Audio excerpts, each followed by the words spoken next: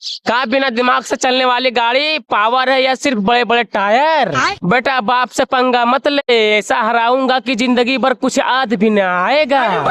अबे ये मत भूल, तू सिर्फ हल जोतने के लिए बना है, पावर के लिए तेरा बाप इधर खड़ा है। अच्छा। ओहो पावर पावर की बात मत कर, अगर इतना ही पावर है तो आजा देखते हैं कौन जीतता है टोचन में। बात तो सही है। दोस्तों अगर मैं जीत गया तो वीडियो को लाइक, चैनल को सब्सक्राइब कर देना। सुन तेरे यार गाँव साफ है, और तेरे शहर में है तो बजे